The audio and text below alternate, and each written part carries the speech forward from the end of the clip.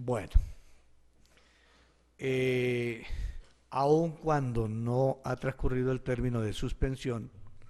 de 10 minutos, como quiera que se encuentra presente el magistrado Luis Ernesto Arciniegas Triana, quien eh, conforma junto con el suscrito esta sala dual de decisión debido a la ausencia por licencia del magistrado Fabio Iván Afanador, y como quiera que se encuentran presentes los intervinientes, damos continuación a la audiencia con el propósito de escuchar en primer término los alegatos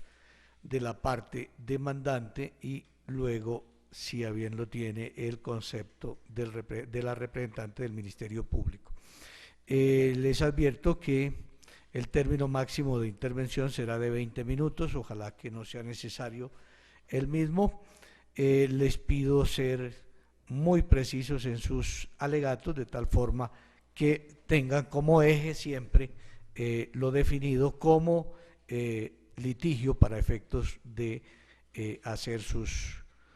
pronunciamientos. Entonces tiene el uso de la palabra, señor apoderado de la parte demandante. Muy amable, honorable magistrado. Me permito presentar mis alegatos de conclusión de la siguiente manera. De acuerdo al problema jurídico planteado en la fijación del litigio, de determinar si mi mandante se encuentra cobijado por el régimen de transición del artículo 36 de 1993, me permito manifestar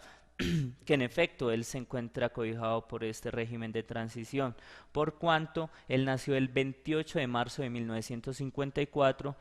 por lo cual al 1 de abril de 1994 tenía más de 40 años de edad. Entonces le es aplicable las leyes anteriores, como quiera que este régimen de transición dispuso que si se llenaba uno de estos requisitos, que era o los 15 años de servicio o la edad para hombres, que es 40 años de edad, se les aplicaría las leyes anteriores. Como quiera que mi mandante prestó sus servicios como empleado público, le es aplicable la ley 33 de 1985, que en su artículo primero dijo cuáles eran los requisitos para acceder a la pensión de jubilación, los cuales son el tiempo y la edad, y dijo en su artículo primero: el empleado oficial que sirva o haya servido 20 años continuos o discontinuos y llegue a la edad de 55 años, tendrá derecho a que por la respectiva caja de previsión se le pague una pensión mensual vitalicia de jubilación equivalente al 75% del salario promedio que sirvió de base para los aportes durante el último año de servicio. Como se encuentra probado en el proceso, con los diferentes tiempos de servicios aportados, se puede concluir que en la caja de crédito agrario, industrial y minero, mi mandante prestó sus servicios al Estado desde el 25 de marzo de 1979 al 18 de octubre de 1979 para un total de 6 meses y 24 días. De igual manera, en la gobernación de Boyacá, desde el 13 de mayo de 1982 al 30 de septiembre de 1982, para un total de 4 meses y 17 días laborados. En la gobernación de Boyacá también prestó sus servicios desde el 22 de octubre de 1982 al 19 de octubre de 1983 para un total de 11 meses y 27 días.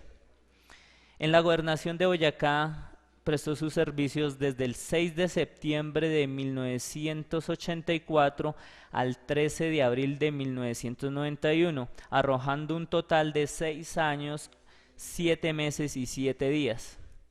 Posteriormente, en la gobernación de Boyacá también prestó sus servicios desde el 23 de mayo de 1991 al 30 de abril de 2003 para un total de 11 años, 11 meses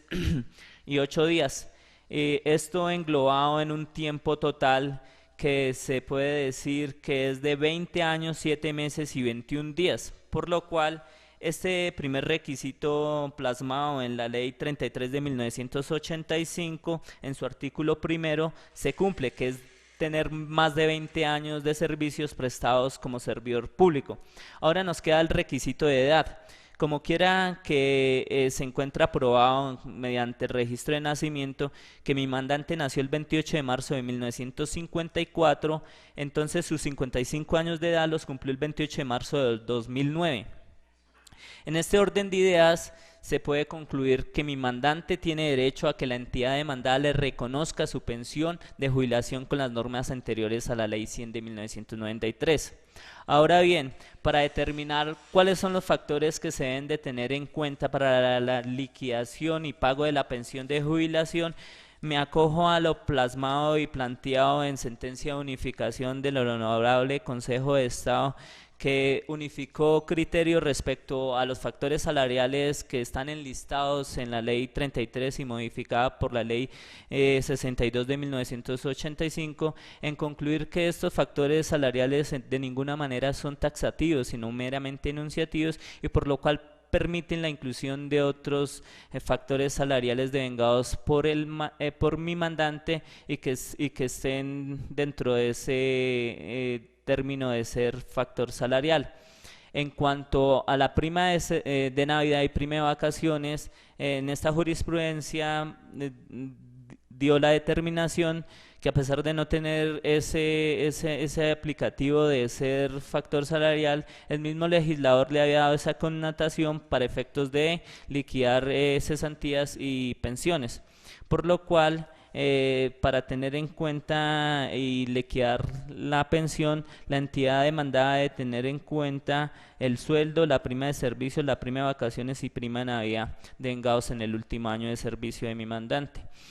Entonces, llenado estos requisitos, también es de resaltar que como quiera que mi mandante se retiró del servicio en el año 2003 y cumplió su estatus por edad en el año 2009, se debe indexar esta primera mesada pensional, así como lo ha dicho en sentencia de unificación la Corte Constitucional y lo ha reiterado las diferentes cortes, altas cortes de Colombia en este tema. Entonces, ruego, honorables magistrados, que se le ordene a la entidad demandada que proceda a indexar esta mesada pensional desde el año 2003 hasta el año 2009. Muchas gracias. Señora representante del Ministerio Público, si es su deseo rendir conceptos sobre el tema, se le confiere el uso de la palabra. Gracias, su señoría. Teniendo en cuenta lo expuesto en esta audiencia inicial y concretamente para decidir el litigio, el concepto del Ministerio Público será el de solicitar a la honorable sala de decisión se concedan las pretensiones del demandante con fundamento en los siguientes análisis probatorio y jurídico. Probatorio: de los documentos que se llegaron al expediente y que han sido reconocidos con el valor probatorio que corresponden en esta audiencia inicial, se establece, primero, que Jairo Misael Monroy Ramos laboró por espacio de 20 años entre el 13 de mayo de 1982 al 9 de abril de 2003, así, en la Caja de Crédito Agrario el 25 de marzo de 1979 al 18 de octubre de 1979, 6 meses, 23 días. En el departamento de Boyacá, de mayo 13 de 1982 al 30 de septiembre de 1982, 4 meses, 17 días. Del 22 de octubre de 1982 al 19 de octubre de 1983, 11 meses, 27 días. Del 6 de septiembre de 1984 al 13 de abril de 1991, 6 años, 7 meses y 7 días. Y del 23 de mayo de 1991 al 9 de abril de 2003, 11 años, 10 meses, 17 días, periodo durante el cual cotizó al Seguro Social, según consta en el reporte que expide Colpensiones que se aportó al expediente, donde se constan las semanas cotizadas, inclusive, señala el reporte, hasta junio de 2003, 13 días de diciembre de 2003 y 60 días de 2004. Que el último año laborado es el comprendido entre el 10 de abril de 2002 y 9 de abril de 2003. Y en este año devengó sueldo, prima de Navidad, prima de servicios, prima de vacaciones. según certificado expedido por el director de Servicios Administrativos del Archivo General del Departamento de Boyacá, obrante a folio 32 del expediente, que se tiene como prueba para establecer este periodo. Es decir, que con estos documentos anteriores, el demandante, señor Monroy Ramos, el 9 de abril de 2003, tenía 20 años, 5 meses y 1 día. Según el registro civil de nacimiento que obra a folio 139 del expediente y la cédula de ciudadanía folio 84, el demandante nació el 28 de marzo de 1954, es decir, cumplió 55 años de edad el 28 de marzo de 2009. Mediante resolución número 30-198 del 26 de agosto de 2011, el Instituto de Seguro Social negó el reconocimiento de la pensión al demandante, decisión que fue confirmada mediante resolución número 330 del 31 de enero de 2012, acto administrativo que se fundamentó en la falta de requisitos para acceder a la pensión de jubilación, pues allí se considera que el peticionario no es beneficiario del régimen de transición. El análisis jurídico en concepto del Ministerio Público, en primer lugar, se tiene que el demandante es beneficiario del régimen de transición previsto en el artículo 36 de la Ley 100 de 1993, por cuanto a la fecha de la vigencia de la Ley 100, el 1 de abril de 1994, tenía cumplidos 40 años de edad, tal como lo prevé la referida norma, y en consecuencia, al ser beneficiario del régimen de transición, la edad para acceder a la pensión de vejez, el tiempo de servicio o el número de semanas cotizadas y el monto de la pensión de vejez es la establecida en el régimen general de los servidores públicos, prevista en la Ley 33 de 1985, que regía antes de la Ley 100 de 1993, la cual aplica para el demandante. Por tal razón, si al demandante le asiste el derecho a que su pensión sea reconocida bajo los parámetros de la Ley 33 de 1985, que en su artículo primero fijó los requisitos de tiempo y edad necesarios para el reconocimiento de la pensión, esto es, que haya servido 20 años continuos o discontinuos y llegue a la edad de 55 años, tendrá derecho a que la respectiva caja Colpensiones demandada le pague una pensión vitalicia de jubilación equivalente al 75% del salario promedio que sirvió de base para los aportes durante el último año de servicio, de lo cual se deduce claramente que tiene derecho a que se le reconozca la pensión mensual vitalicia de jubilación una vez acreditó haber cumplido con todos los requisitos, siendo este último el haber cumplido los 55 años de edad el 28 de marzo de 2009, a partir de la cual tiene derecho a que se le pague la pensión de jubilación. En cuanto a los factores salariales que se deben tener en cuenta para el reconocimiento de la pensión, es bien sabido y reconocido por la Honorable Sala la aplicación de la sentencia que unificó la jurisprudencia el 4 de agosto de 2010, radicación 2006-750901, siendo consejero ponente el doctor Víctor Hernando Alvarado Ardila, por lo cual habrá de tenerse que el ingreso base de liquidación lo constituyen todos los factores que constituyen salario, sumas que percibe el trabajador de manera habitual y periódica, independientemente de la denominación que se le dé, pero que se le cancelen de manera habitual como retribución directa del servicio. También se señaló en la referida sentencia que el régimen de transición previsto en el artículo 36 de la Ley 100 de 1993 conlleva igualmente la aplicación del monto del régimen anterior y en el evento en que un servidor público cumpla el requisito de edad o tiempo de servicios para que en virtud de la transición le resulte aplicable la Ley 33 de 1985, su pensión de jubilación o de vejez corresponderá al 75% de lo devengado en el último año de servicio, así lo señaló la sentencia. En lo referente a la indexación de la pensión desde el mes de abril de 2003, último salario, valores no establecidos en el expediente, concretamente mes por mes, pero se tienen por el certificado que se allega, considera el Ministerio Público que tal como lo ha venido señalando la Corte Constitucional y de conformidad con los artículos 48 y 53 de la Carta Política, la indexación de la primera mesada pensional es un mecanismo para evitar la pérdida del valor adquisitivo de las pensiones de aquellos trabajadores que cumplían el requisito de tiempo de servicios para acceder a la pensión de vejez, más no la edad requerida, como en el caso que nos ocupa, y a quienes se les consolidaba su derecho con posterioridad. En el reciente pronunciamiento, la Corte Constitucional en sentencia de Sala Plena SU 1073 de 2012 señaló de manera clara que el derecho a la indexación de la primera mesada pensional se reconoce a todos los jubilados y pensionados aún con anterioridad a la vigencia de la Ley 100 de 1993 y sin distinción de regímenes, precisando su carácter universal y advirtiendo que su negación constituye una directa violación a la Constitución de 1991,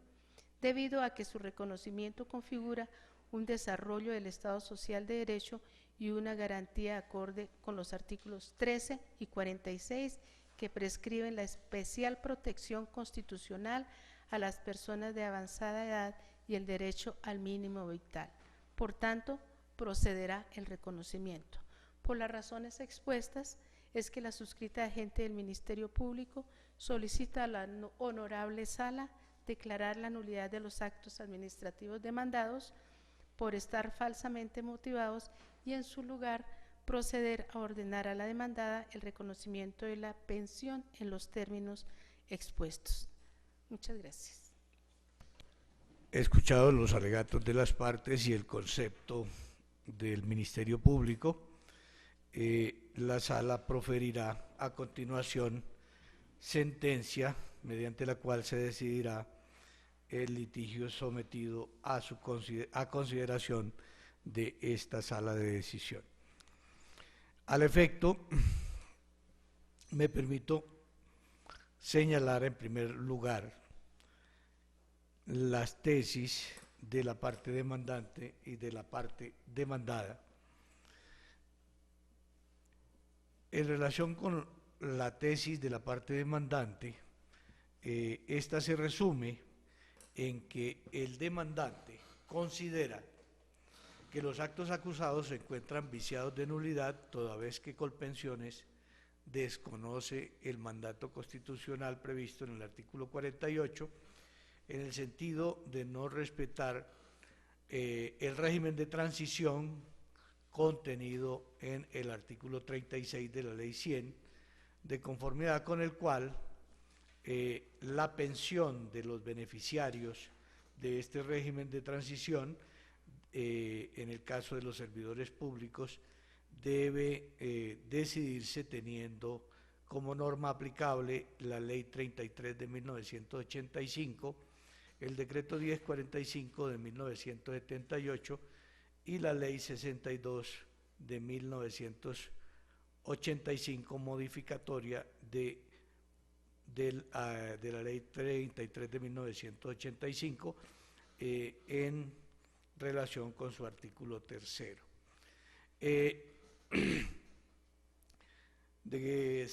Señala el demandante que cuando Colpensiones niega la aplicación de estas normas, pues no solamente las desconoce en su literalidad, sino que además vulnera el artículo 48 de la Constitución Política. En la medida en que, a su juicio, el demandante es beneficiario del régimen de transición, en la medida en que para el día 1 de abril de 1994 contaba con más de 40 años de edad. Y como quiera que además el derecho a la pensión se consolidó antes del 31 de julio de 2010, fecha establecida en el parágrafo transitorio 4 del artículo 48 de la Constitución, teniendo en cuenta que los 20 años de cotización y los 55 de edad exigidos en la Ley 33 de 1985 los cumplió el demandante con anterioridad a esta fecha en que se extingue para la generalidad de los beneficiarios del régimen de transición el derecho especial a que se les aplique las normas anteriores, con la única salvedad de quienes para la época de expedición de este acto legislativo tuviesen cotizadas 750 semanas, como veremos más adelante. La parte demandada, por su parte, se opone al reconocimiento de la pensión con fundamento en resumen en la siguiente tesis. Dice la parte demandada que el demandante no cumple con el lleno de los requisitos para ser beneficiario del régimen de transición de la Ley 100 de 1993, artículo 36, como quiera que no contaba con 15 años de cotización a 1 de abril de 1994 o el equivalente a 750 semanas cotizadas. Y además señala que tampoco cumple con la edad exigida para adquirir la pensión de jubilación con base en el artículo 33 de la Ley 100 de 1993. La tesis de la sala es que las pretensiones de la demanda tienen vocación de prosperidad en cuanto se encuentra probado, como se verá más adelante, que el señor Jairo Misael Monroy Ramos tenía 40 años de edad el 1 de abril de 1994, fecha de entrada en vigencia del Sistema General de Pensiones establecido en la Ley 100 de 1993, teniendo en cuenta que además reunió los requisitos exigidos para tener derecho a la pensión establecidos en la Ley 33 de 1985. El problema jurídico, en últimas, que es el mismo litigio que ha quedado fijado, como se señaló, se contrae de determinar si el señor Jairo Misael Monroy Ramos cumple con las condiciones y requisitos para ser beneficiario del régimen de transición previsto en el artículo 36 de la Ley 100 del 93, y de ser ello así, entonces se tendrá que determinar si reúne los requisitos previstos en la Ley 33 de 1985 para ser beneficiario de la pensión. Para decidir este problema jurídico, entonces, analizaremos el marco jurídico del régimen de transición específicamente en materia pensional. Y al respecto dirá la sala que este fue establecido por el artículo 36 de la Ley 100 de 1993, estatuto que consagró el régimen general de seguridad social en salud y pensiones, haciendo una salvedad en relación con las personas que estuvieran próximas a cumplir los requisitos para tener derecho a la pensión, en favor de las cuales se consagró entonces en el artículo antes mencionado el régimen de transición, norma que permitió que la situación jurídica de los varones que tuviesen más de 40 años y las mujeres mayores de 35 o quienes contaran con 15 años de servicio cotizados al momento en que entró en vigencia la Ley 100 del 93, es decir, el 1 de enero de 1994, se rigiera por el régimen anterior en lo que tiene que ver con el monto de la pensión, la edad y el tiempo de servicio o número de semanas cotizadas necesarias para obtener el derecho pensional. Aquí vale la pena notar que dicho régimen de transición fue modificado por el parágrafo transitorio cuarto del artículo primero del Acto Legislativo 1 de 2005, que modificó el artículo 48 de la Constitución Política de 1991, en donde se dispone que el régimen de transición establecido en la Ley 100 de 1993, artículo 36, no podrá extenderse más allá del 31 de julio de 2010, excepto para los trabajadores que, estando en dicho régimen, además tengan cotizadas 750 semanas o su equivalente en tiempos de servicio a la entrada en vigencia del mencionado acto legislativo, lo cual ocurrió el 22 de julio de 2005, a los cuales se les mantendrá el derecho hasta el año 2014. El Consejo de Estado sobre el tema tiene establecido en la sentencia de la sección segunda, proferida el 12 de mayo del 2005, expediente número 25.023/20, 04685/2000, que la transición creada en la Ley 100 de 1993 constituye una excepción al régimen común de vigencia de las normas en el tiempo, porque a pesar de no haberse causado el derecho a exigir pensión de jubilación, los cambios normativos que afecten las condiciones para acceder a ella y el monto de las mesadas no tienen aplicación frente a quienes, por estar en transición, conservan el derecho al régimen anterior. Así resume el Consejo de Estado la razón de ser del artículo 36 de la Ley 100, es decir, del establecimiento del régimen de transición. Sin embargo, hay que señalar que la redacción que se le dio por el legislador a este artículo 36 llevó a que, en torno a la comprensión del régimen de transición, se hicieran diversos pronunciamientos con diverso sentido, especialmente en relación con el tema relacionado con el monto de la pensión, porque en virtud de que del inciso segundo del artículo 36 establece que para las personas cobijadas con el régimen de transición,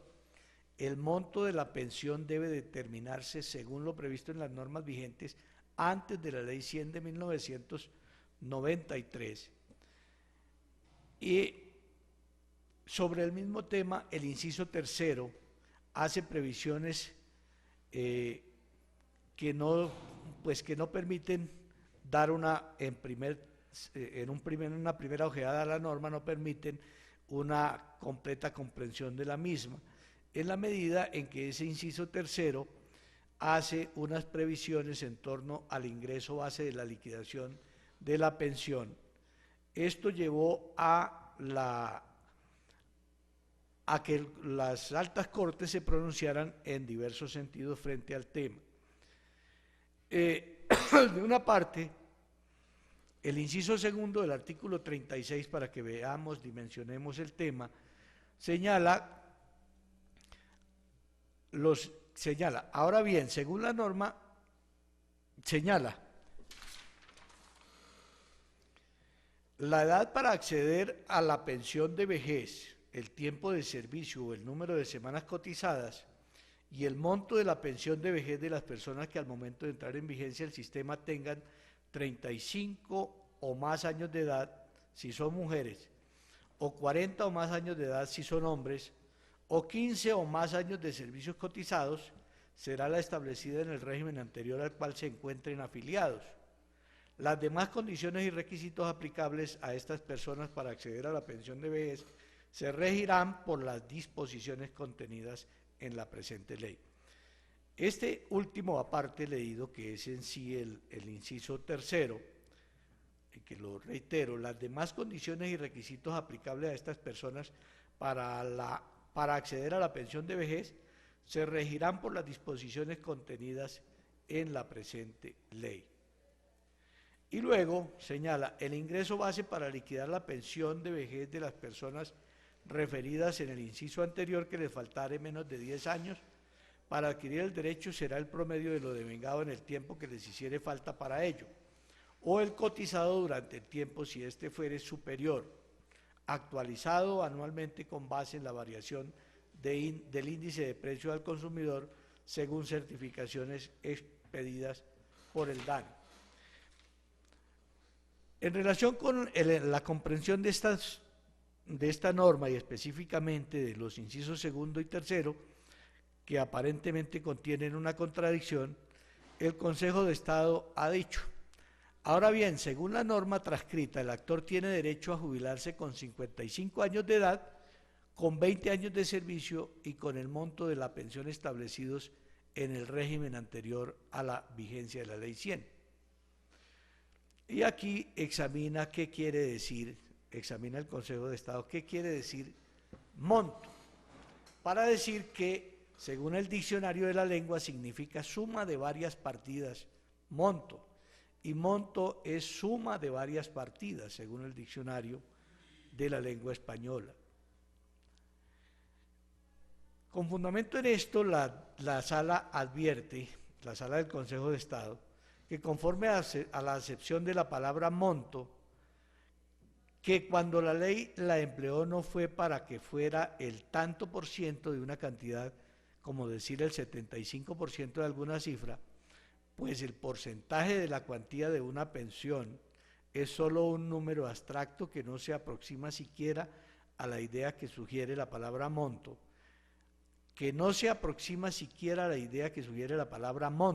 de ser el resultado de la suma de varias partidas,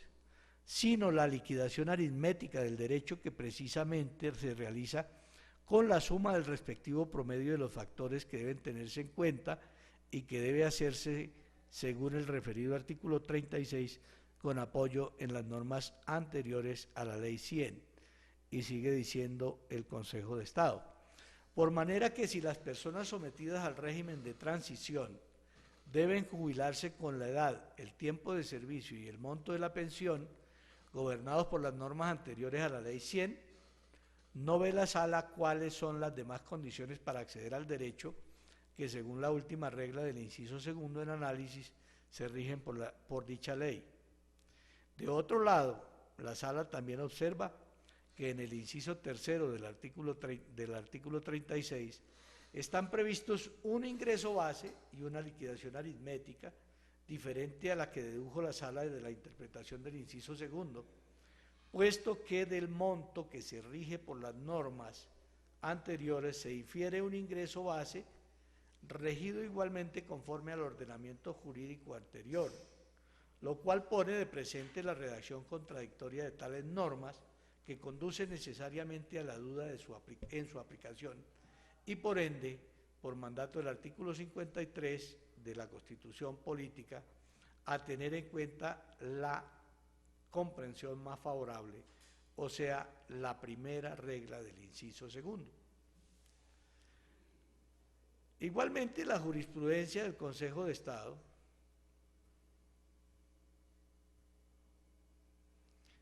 y específicamente el fallo, la sentencia proferida el 28 de octubre de 2004 dentro del expediente 76001-2331-000-2001, 05461-01, actor Manuel Antonio Vélez Peña, indica que no resultan aplicables las normas reglamentarias de la Ley 100 de 1993 que determinan las bases que deben tener en cuenta para la liquidación pensional del personal sometido al régimen de transición pensional de que trata el inciso segundo del artículo 36 de la Ley 100 de 1993. Pues si la prestación periódica se debe liquidar y reconocer bajo una ley especial anterior en los aspectos de edad, tiempo y monto pensionales, este último comprende porcentaje y base de liquidación, es decir, factores salariales tenidos en cuenta para efectos de la liquidación, será esa normatividad la aplicable en esta materia, más cuando contempla una regulación especial favorable y diferente. Lo anterior por cuanto si se aplicaran las normas generales atinentes al monto pensional previstas en la Ley 100 del 93 y sus disposiciones reglamentarias al personal que reclama su reconocimiento pensional definitivo en consideración al régimen de transición del inciso segundo del artículo 36 de la Ley 100 de 1993, resultaría desvirtuado e inocuo el régimen preferencial transitorio. Así entonces, concluye esta sala, de lo expuesto se colige que el monto de la pensión que incluye el porcentaje y la base de liquidación se rige para las personas amparadas en el régimen de transición por las normas anteriores a la Ley 100 de 1993 en aplicación del principio indubio pro operario previsto en el artículo 53 de la Constitución Política. En tal sentido, el artículo primero de la Ley 33 de 1985 estableció como requisitos para ser beneficiario de la pensión de jubilación los siguientes. Artículo primero. El empleado oficial que sirva o haya servido 20 años, continuos o discontinuos, y llegue a la edad de 55 años, tendrá derecho a que por la respectiva caja de previsión se le pague una pensión mensual vitalicia de jubilación equivalente al 75% del salario promedio que sirvió de base para los aportes durante el último año de servicio. Por su parte, el artículo tercero de la Ley 33 fijó los factores que se tendrían en cuenta para calcular la base de liquidación de la pensión. Este artículo tercero señaló que todos los empleados oficiales de una entidad afiliada a cualquier caja de previsión deben pagar los aportes que prevean las normas de dicha caja, ya sea que su remuneración se impute presupuestalmente como funcionamiento o como inversión. Para los efectos previstos en el inciso anterior, la base de liquidación de los aportes proporcionales a la remuneración del empleado oficial estará constituida, dice la norma, por los siguientes factores, cuando se trata de empleados del orden nacional: asignación básica, gastos de representación, prima técnica, dominicales y feriados, horas extras, bonificación por servicios prestados y trabajo suplementario o realizado en jornada nocturna o en días de descanso obligatorio. Y termina esta norma señalando, en todo caso, las pensiones de los empleados oficiales de cualquier orden siempre se liquidarán sobre los mismos factores que hayan servido de base para calcular los aportes. Esta norma del artículo tercero de la Ley 33, pues sabemos que fue modificada por el artículo primero de la Ley 62 del mismo año, 1985, en los términos siguientes. Artículo primero. Todos los empleados oficiales de una entidad afiliada a cualquier caja de previsión deben pagar los aportes que prevean las normas de dicha caja, ya sea que su remuneración se impute presupuestalmente como funcionamiento o como inversión. Para los efectos previstos en el inciso anterior, la base de liquidación para los aportes proporcionales a la remuneración del empleado oficial estará constituida por los siguientes factores, cuando se trate de empleados del orden nacional: asignación básica, gastos de representación, primas de antigüedad, técnica, ascensional y capacitación, dominicales y feriados, horas extras, bonificación por servicios prestados y trabajo suplementario o realizado en jornada nocturna o en día de descanso obligatorio. En todo caso, las pensiones de los empleados oficiales de cualquier orden, dispuso la norma, siempre se liquidarán sobre los mismos factores que hayan servido de base para calcular los aportes. Aquí la sala tiene que señalar que así como hubo dificultades para la interpretación del artículo 36, específicamente en relación con las reglas establecidas en el inciso segundo y en el inciso tercero, también hubo dificultades y distintos o diversos pronunciamientos de parte del Consejo de Estado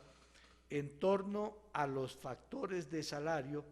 que deben tenerse en cuenta para efectos de la liquidación de la pensión de jubilación. En unos casos se aplicaba de manera taxativa los factores señalados o indicados en los artículos 3º de la ley 33 del 85, modificados por la ley 62 del mismo año 85, y en otros casos se tenía en cuenta lo previsto por el decreto 1045 de 1978, que indicaba o que preveía que los factores para efectos de la liquidación de la pensión eran muchos más que los indicados por las normas del año 85. Esto llevó a, como se dijo anteriormente, a distintos pronunciamientos de parte del Consejo de Estado, tras los cuales, y de manera definitiva, la discusión se vino a zanjar con la sentencia de la sección segunda,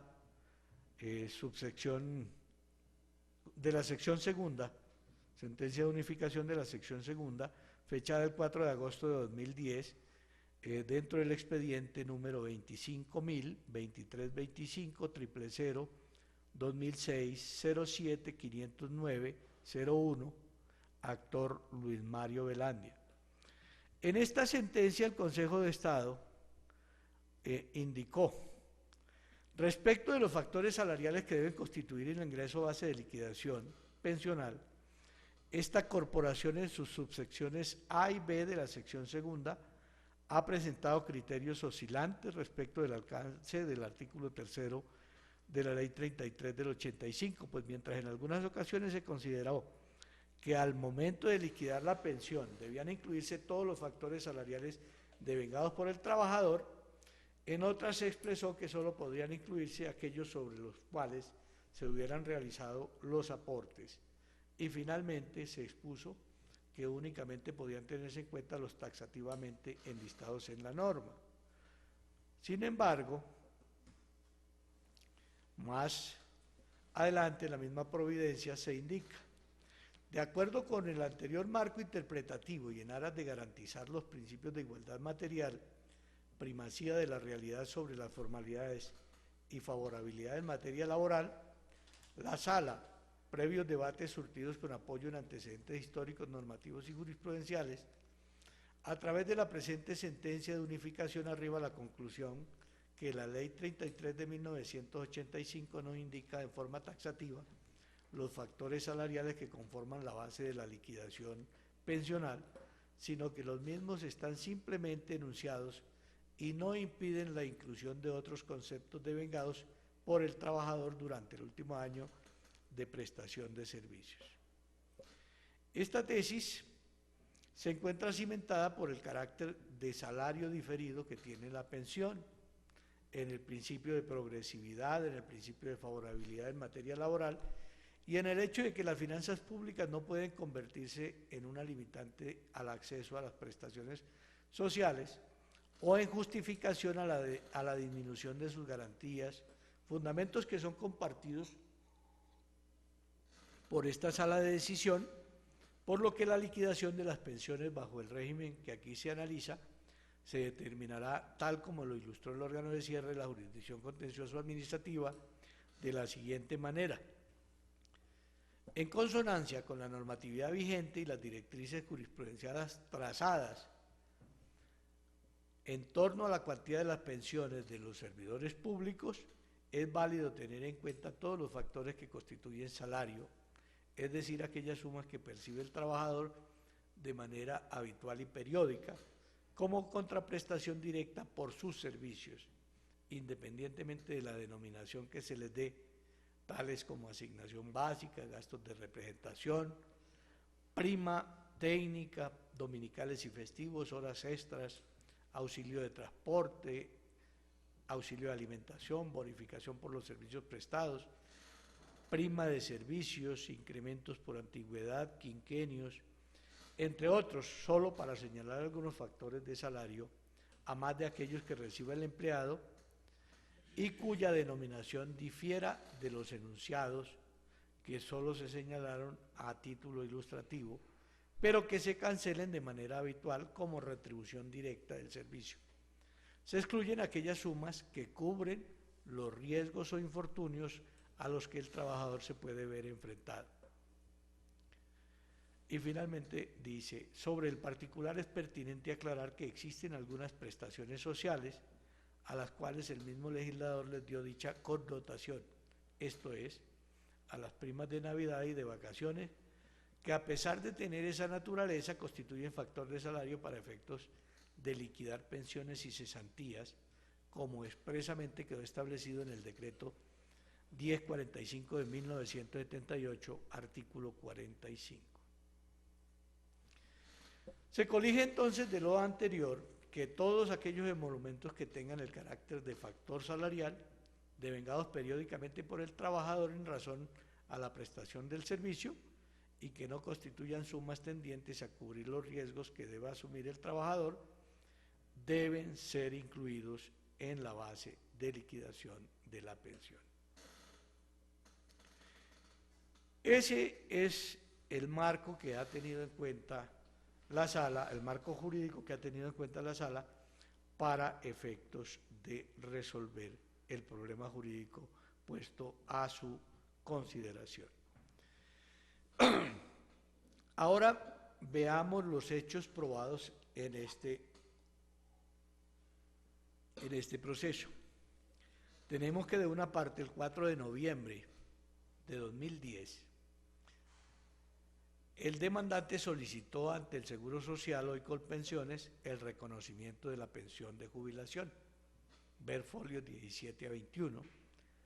la que le fue negada por resolución 30.198 de 26 de agosto de 2011 y confirmada mediante resolución 330 del 31 de enero de 2012. Este documento obra folios 86 a 88 y 71 a 72, respectivamente. Según se hace constar en certificado expedido por la Dirección de Servicios Administrativos de la Gobernación de Boyacá, el señor Jairo Misael Monroy Ramos prestó sus servicios en el departamento de Boyacá del 23 de mayo del 91 hasta el 9 de abril de 2003, devengando por concepto de salarios y primas por el periodo comprendido del 1 de enero de 2003 al 9 de abril de 2003 las siguientes sumas. Sueldo 1.059.000, prima de Navidad una doceava parte, 99.281 pesos, prima de servicios una doceava parte, 88.250 pesos, prima de vacaciones una doceava parte, 44.125. Se resalta que esto es lo devengado entre el 1 de enero y el 9 de abril del año 2003 por el demandante. De otra parte, según se hace constar en la historia laboral del señor Jairo Misael Monroy Ramos, este laboró en las siguientes entidades, como se puede ver a folio 97 del expediente. Con la Caja Agraria,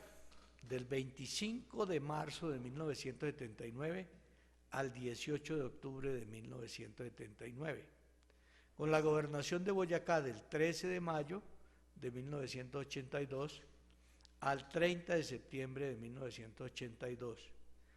Otra vez con la Gobernación de Boyacá, del 22 de octubre de 1982 al 19 de octubre del 83, nuevamente con la Gobernación de Boyacá del 6 de septiembre de 1984 al 13 de abril de 1991 y nuevamente con la misma Gobernación de Boyacá del 23 de mayo de 1991 al 31 de diciembre de 1995. Posteriormente, con la misma Gobernación de Boyacá del 1 de enero de 1996 al 30 de junio de 2003.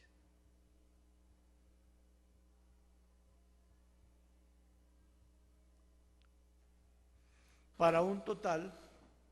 de 20 años, 1 mes y 23 días de servicios a entidades estatales. Hay otros tiempos de servicio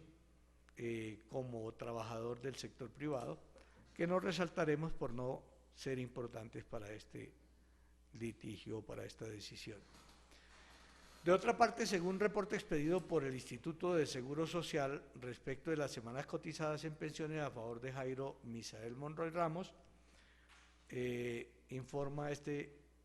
instituto que se realizaron aportes de manera interrumpida al Seguro Social desde el 1 de enero del 96 hasta el 29 de febrero del 94, folios 98 a 103 y 106 a 108. De otra parte, se tiene probado que el demandante fue desvinculado del servicio mediante decreto número 0501 de 1 de abril de 2003, por el cual se desvinculan del servicio empleados públicos en aplicación del ajuste organizacional, folios 132 a 135. Finalmente, se tiene que a folio 139 del expediente obra el registro civil de nacimiento del señor Jairo Misael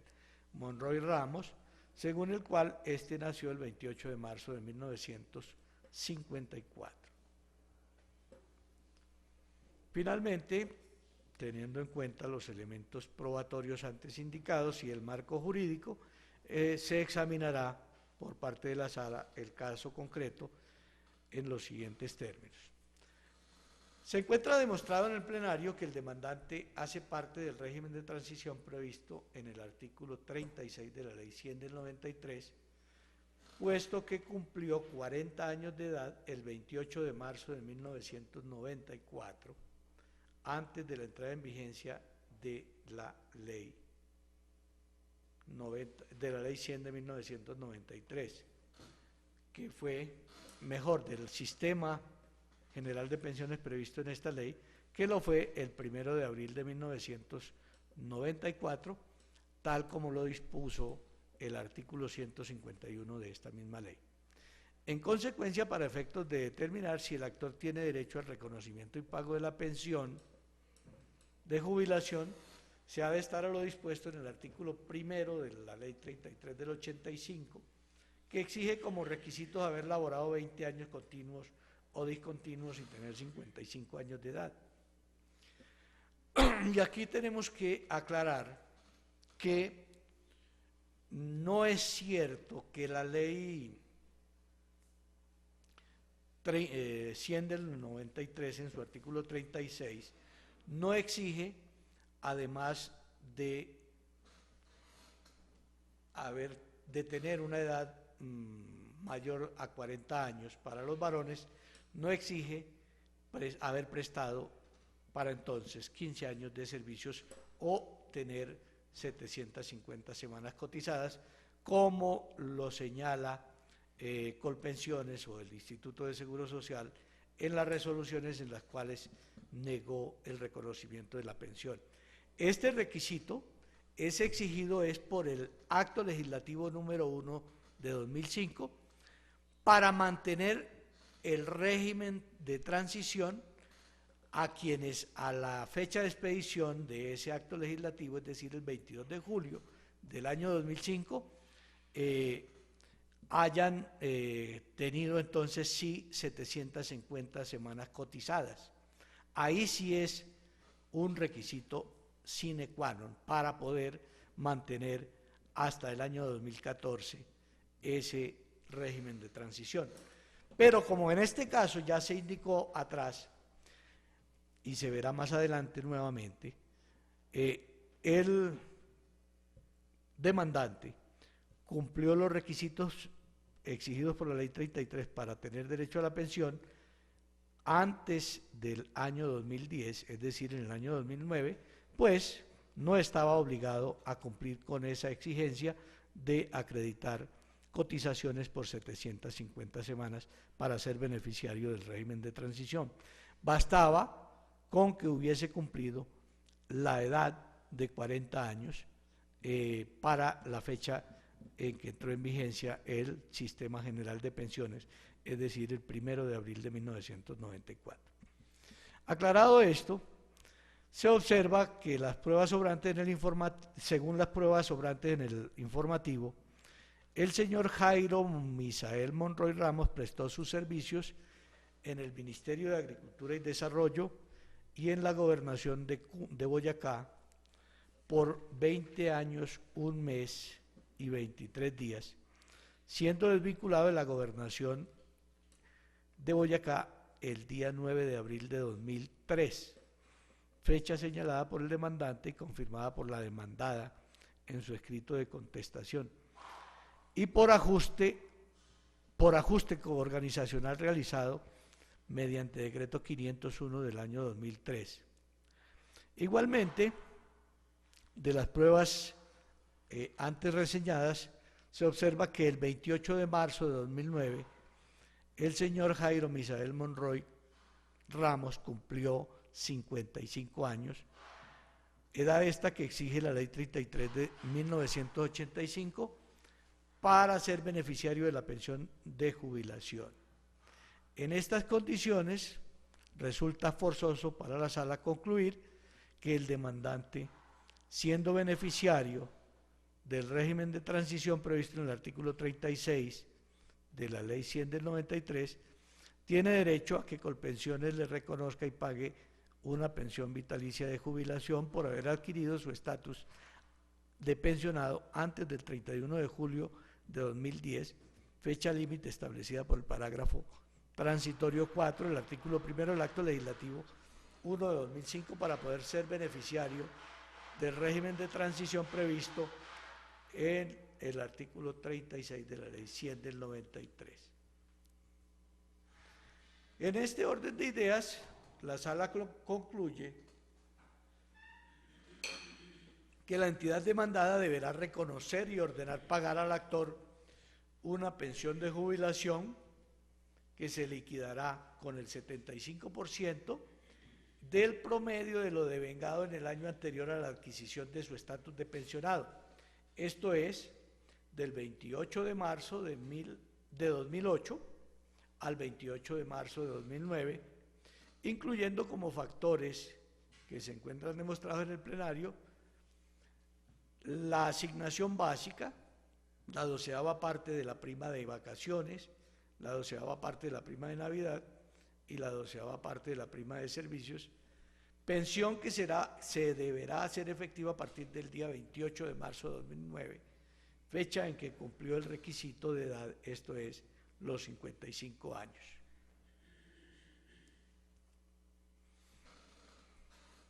Las sumas que resulten a favor del demandante deberán ser actualizadas con fundamento en los índices de inflación certificados por el DANE, teniendo en cuenta para el efecto la fórmula que ha sido debidamente sustentada por el Honorable Consejo de Estado y que tiene por objeto traer a valor presente las diferencias que dejó de percibir el demandante, protegiéndose así a la persona de los altos índices de devaluación monetaria. La fórmula en consecuencia es R igual R.H. índice final sobre índice inicial. Es claro que por tratarse de pagos de tracto sucesivo, la fórmula debe aplicarse mes por mes para cada mesada, teniendo en cuenta que el índice inicial es el vigente al momento de la causación de cada uno de ellos. La fórmula se aplicará hasta cuando quede ejecutoriada la sentencia, pues en adelante se pagarán los intereses establecidos en el numeral 4 del artículo 195 del CEPAC. Ahora, teniendo en cuenta que la indexación, o mejor, teniendo en cuenta que el demandante se retiró del servicio o fue retirado del servicio en el año 2003 y que adquirió el derecho a la pensión en el año 2009, es de suponer que en ese lapso los factores de su salario que servirán de base para la liquidación de la pensión han perdido valor, se han devaluado de manera considerable en ese término de 6 años aproximados, pues la Sala estima, con fundamento en las prescripciones del artículo 48 y 53 de la Constitución Política,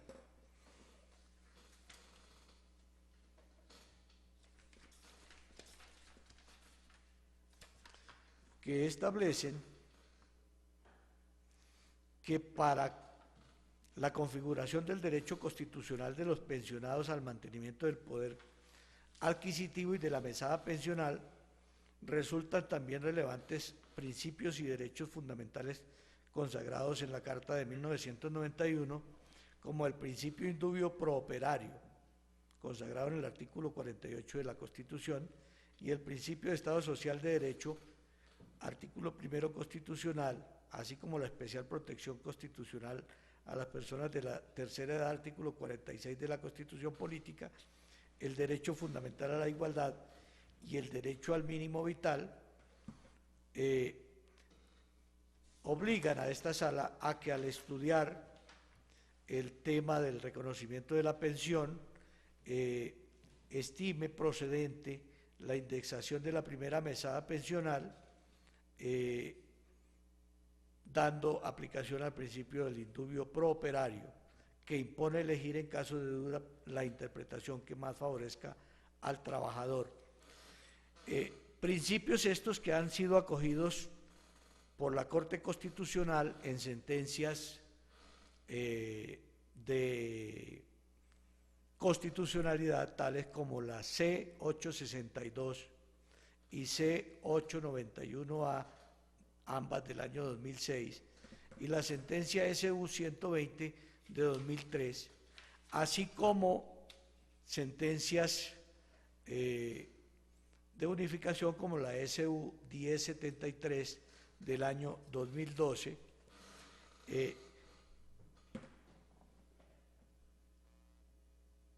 teniendo en consideración lo previsto en las normas indicadas y en los fallos de la Corte Constitucional y del Consejo de Estado, se dispondrá la indexación de la primera mesada, debido a que se configura el elemento que, de acuerdo con la jurisprudencia que se ha dejado indicada, da lugar a esta indexación, cuál es el del retiro del trabajador tiempo antes de adquirir el derecho a su pensión, más cuando en este caso se trata de un término de 6 años, dentro de los cuales el trabajador estuvo retirado del servicio. En este sentido, el Consejo de Estado ha señalado que cuando, habiendo ocurrido el retiro del servicio en un año determinado, el pensionado alcanza a completar los demás requisitos para acceder al derecho cuando ha transcurrido 1 o más años después del retiro, como sucede en el subyúdice, debe en consecuencia indexarse el salario base para la liquidación de la pensión de jubilación del actor desde el 9 de abril de 2003, fecha de retiro del servicio,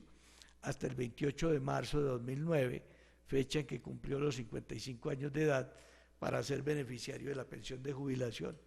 ello con el fin de mantener el poder adquisitivo de su primera mesada pensional.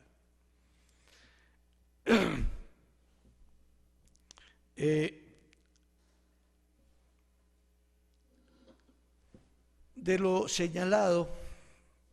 encuentra la Sala que es procedente y por lo mismo dispondrá la nulidad de las resoluciones demandadas en la medida en que las mismas desconocen no solamente el artículo 36 de la Ley 100 de 1993 y la Ley 33 de 1985, modificada por la Ley 62 del mismo año 1985, sino que a la vez vulneran los principios constitucionales indicados antes, previstos en el artículo 48 y 53. Por esa razón se dispondrá la nulidad de las resoluciones 30-198 de 26 de agosto de 2011, expedida por el Seguro Social, por medio de la cual se negó la pensión de jubilación al actor, y la resolución 330 de 31 de enero de 2012, a través de la cual el gerente seccional de Cundinamarca confirmó en su integridad la resolución 30-198 de 2011, y se procederá a ordenar el reconocimiento de la pensión reclamada por el demandante, no sin antes revisar el tema de la prescripción de las mesadas, teniendo en cuenta que fue alegada como prescripción que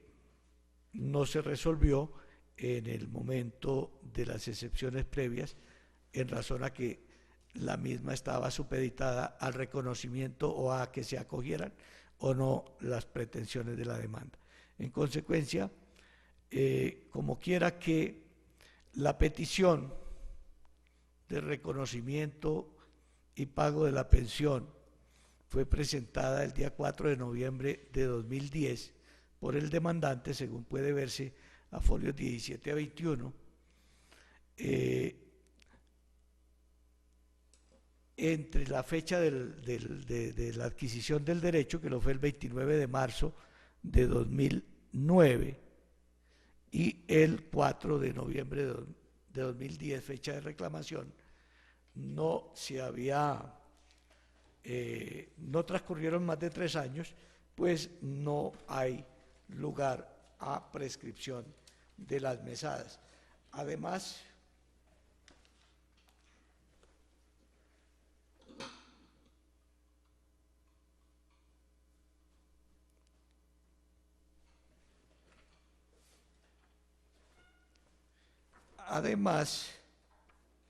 debe tenerse en cuenta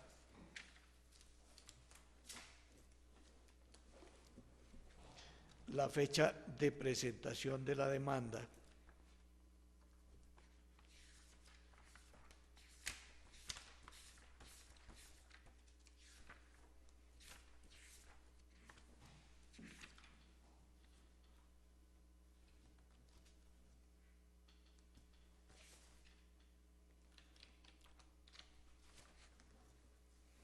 Presentación de la demanda.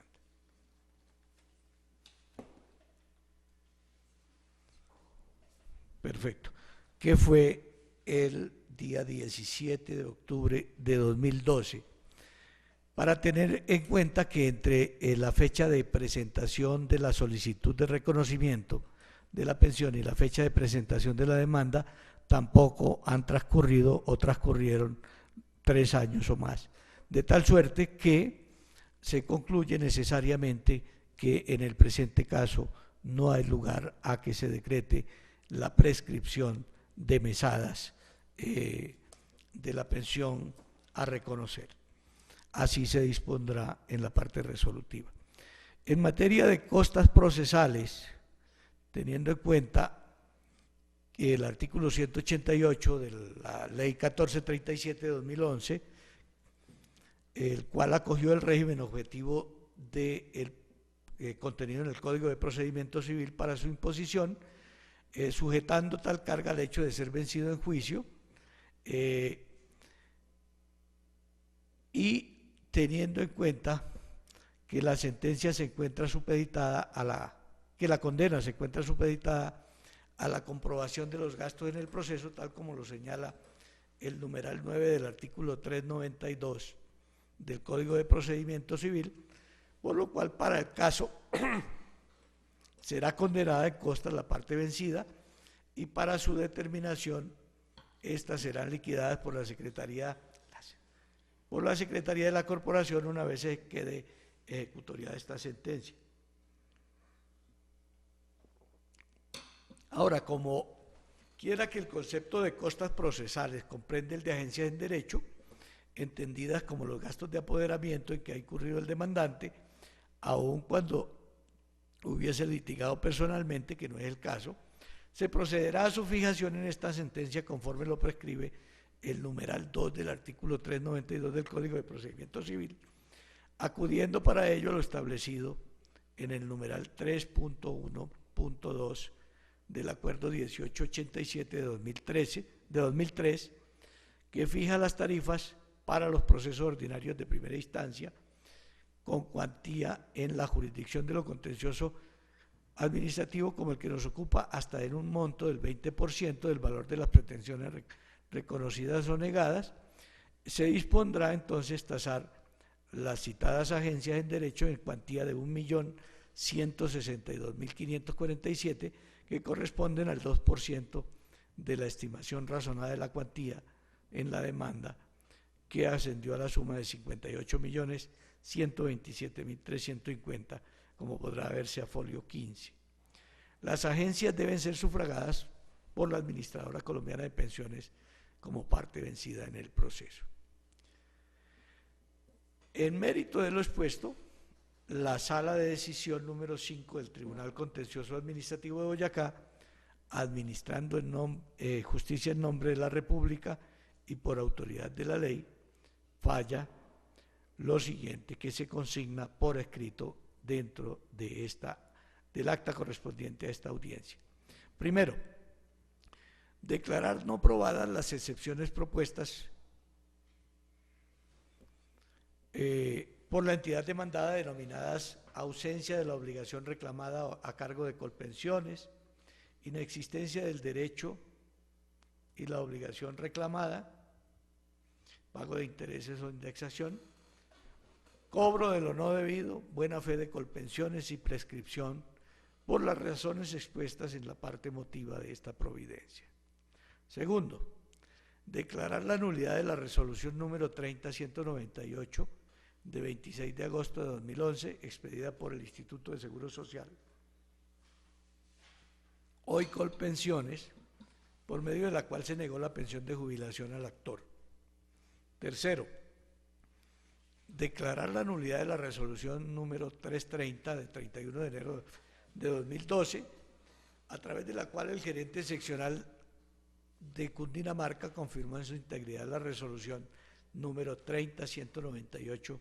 de 26 de agosto de 2011. Cuarto, como consecuencia de la anterior declaración de nulidad y a título de restablecimiento del derecho, se condena a la Administradora Colombiana de Pensiones Colpensiones a reconocer y pagar a favor del señor Jairo Misael Monroy Ramos, a partir del 28 de marzo de 2009, una pensión ordinaria de jubilación en cuantía del 75% del ingreso base de liquidación, en el cual deberá incluirse los factores salariales devengados en el último año anterior a la adquisición de su estatus de pensionado, esto es del 28 de marzo de 2008 al 28 de marzo de 2009, teniendo en cuenta los siguientes factores: asignación básica, 1/12 parte de la prima de vacaciones, 1/12 parte de la prima de Navidad y la 12ª parte de la prima de servicios.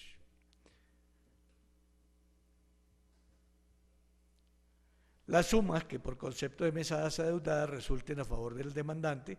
deberán ser indexadas con fundamento en los índices de precios al consumidor certificados por el DANE y de acuerdo a la fórmula señalada en la parte motiva de esta sentencia. Igualmente, deberá indexarse el salario base para la liquidación de la pensión de jubilación del actor desde el 9 de abril de 2003, fecha de retiro del servicio, hasta el 28 de marzo de 2009, fecha en que cumplió los 55 años de edad, para ser beneficiario de la pensión de jubilación, ello con el fin de mantener el poder adquisitivo respecto de la primera mesada pensional. Sexto, Colpensiones descontará de las sumas reconocidas los aportes que sobre los factores salariales que se ordena tener en cuenta para efectos de la liquidación no se hayan realizado y por todo el tiempo causados. Además de la mesada reconocida, efectuará los descuentos de los aportes para seguridad social en salud. Séptimo, condenar en costas a la parte vencida, liquídense por secretaría. Se fija como agencia de derecho a cargo de la Administradora Colombiana de Pensiones, Colpensiones, el equivalente al 2% del valor de las pretensiones al tiempo de la demanda. Esto es la suma de 58.127.350 que arroja un valor de 1.162.547 pesos moneda corriente. Octavo, dar cumplimiento a la presente providencia dentro de los términos establecidos en el artículo 192 de la Ley 1437 de 2011 del CEPAC. Noveno, la inasistencia de la apoderada de la Colpensiones se decidirá en auto una vez transcurran los 3 días que la ley le da para justificar su inasistencia. Décimo, ejecutoria de esta providencia, archívese el expediente dejando las constancias del caso. Esta decisión, esta sentencia se notifica en estrados, advirtiéndose que contra ella procede el recurso de apelación, el cual podrá interponerse dentro de los 10 días siguientes. Si desean hacer o dejar alguna constancia en relación con lo actuado en esta diligencia, se les concede el uso de la palabra en primer término al señor apoderado de la parte demandante. Honorables magistrados, no tengo ninguna constancia que dejar al respecto. Gracias. Señora representante del Ministerio Público. Su señoría, muchas gracias. Es, su señoría, una inquietud que tiene el Ministerio Público sobre el año estatus que resolvió, que se leyó en la parte resolutiva de la sentencia. Su señoría señala que se tiene en cuenta el año estatus comprendido entre el 28 de marzo de 2008 al 28 de marzo del 2009 para efectos de liquidación. No obstante, a juicio del Ministerio Público, lo que se considera es que se debe tener en cuenta los factores recibidos entre el año 2002, marzo de 2002 a marzo de 2003, que fue el último año elaborado, pero indexados a la fecha que adquirió el derecho, que es el 28 de marzo de 2009. Su señoría, es para pedir esa aclaración. Muchas gracias.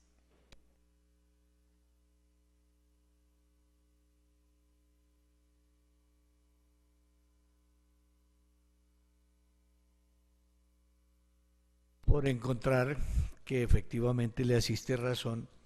a la señora representante del Ministerio Público, se procede a hacer la corrección correspondiente, indicando que los factores salariales que se tendrán en cuenta para efectos de la liquidación efectivamente corresponden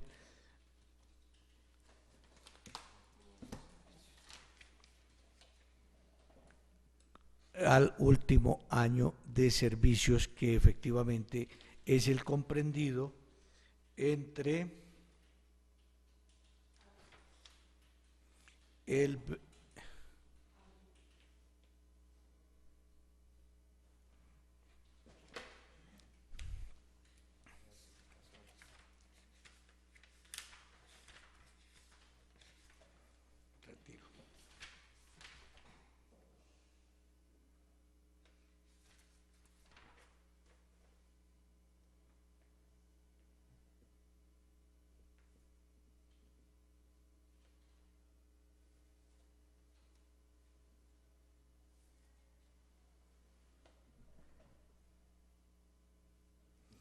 entre el 9 de abril de 2002 y el 9 de abril del año 2003,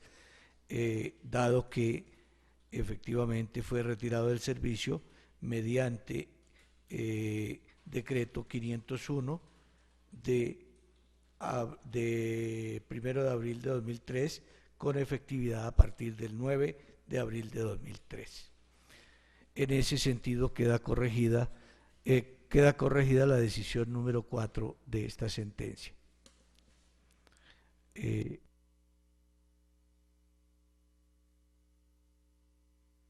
Muchas gracias, su señoría. Sin una vez atendida